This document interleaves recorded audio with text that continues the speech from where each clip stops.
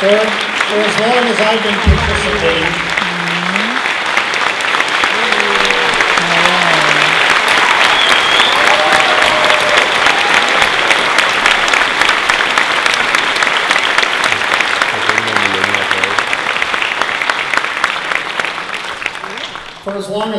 participating, in, I think, medical education at UCI, it seems, or at least for a long, long time, in large ways and in small ways, B&G have contributed and will continue to contribute to your education. You see them at the white coat ceremony every year, but you'll see them again.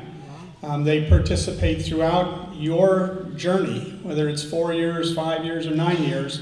I believe that you'll see B&G. They'll be participating as patients that you can interact with and as friends and mentors. So thank you again, B&G.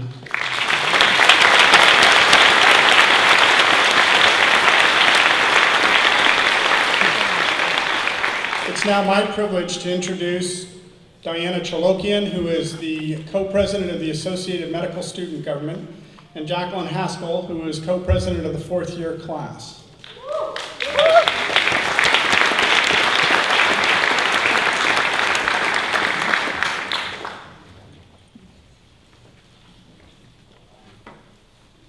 Hello, class of 2016. I'm Diana, AMSG co-president. I'm Jacqueline, 4th year class co-president. And on behalf of the class of 2013 and the rest of the student body, we'd like to congratulate you on starting medical school. This is a huge accomplishment, and it is an honor to share this moment with you and your family and friends.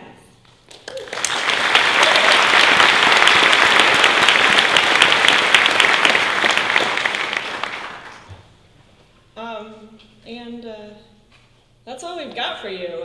We've been kind of busy watching the Olympics.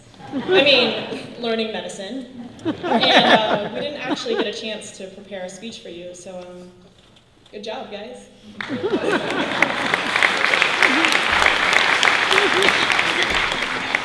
But really, the Olympic fever, commonly found among medical students and Peterson, diagnosed by the inability to focus on anything but the games of the 30th Olympiad, got us thinking about what a team effort medicine really is. We can think of tonight as the opening ceremonies. Sure, there's no torch, unless, well, there might be an app for that. Medical education in the digital age.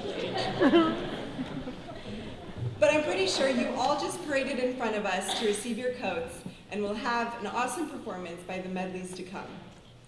But more important than the ceremony is what happened before the ceremony. Like the Olympians in this year's games, you've all worked hard to get here. Years of school, hours of volunteering, and numerous research projects later, here you are. You've made it, and for that, you should truly be proud of yourselves.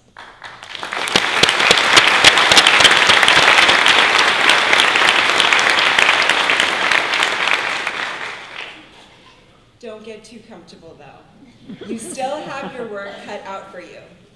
Luckily, the admissions office knows how to pick a great team, and soon you'll have study groups established and friends that you'll call your closest friends for the rest of your life.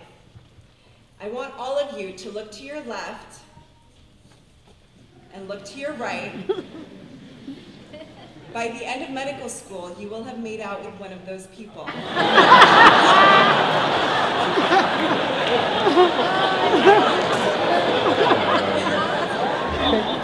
But seriously?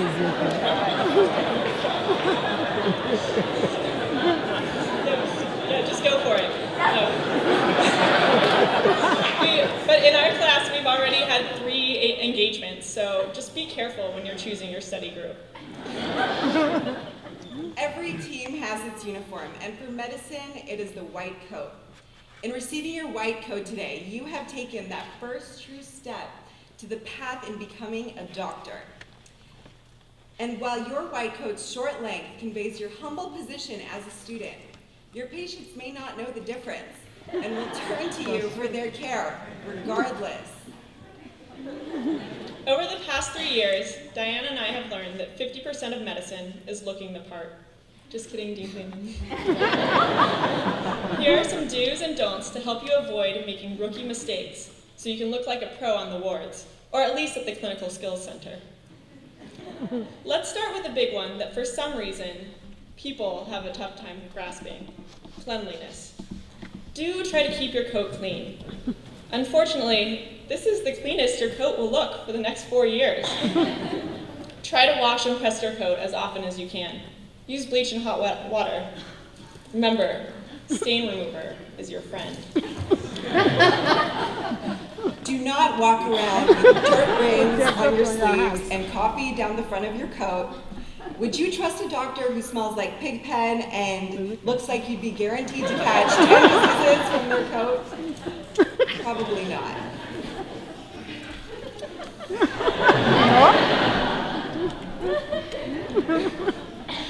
Next up, writing utensils.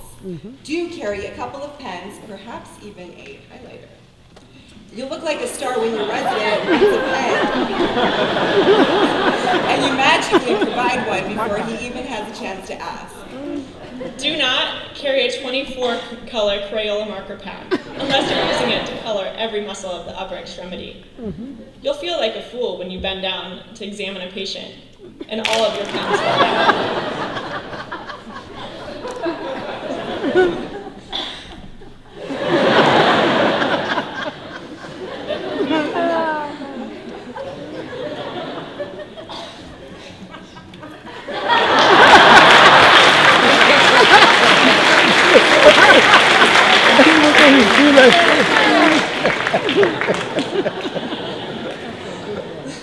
Definitely stock your pockets with those tools you've always wanted to use. Your stethoscope, your reflex hammer, Surgy lube, because you just never know. But don't go overboard. You'll find that the weight of all of these tools quickly adds up, and soon you'll be carrying a 20-pound coat on your shoulders. Plus, is that speculum really necessary on your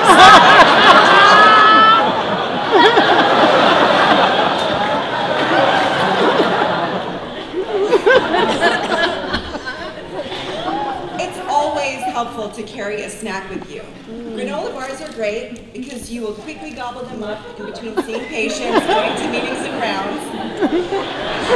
Do not make your coat a lunch buffet. It's just gross. Finally, there's flair. Just like a gold medal, there's nothing I love more than a good accessory. Today, you've received your first few items of flair: pins that represent your team, UCI School of Medicine, and our mission to discover, teach, and heal, and to include humanism in medicine. Do not go over the top. You don't work at Chili's. A couple of pins is one thing, but you are not Michael Phelps. And really, what's with the boa?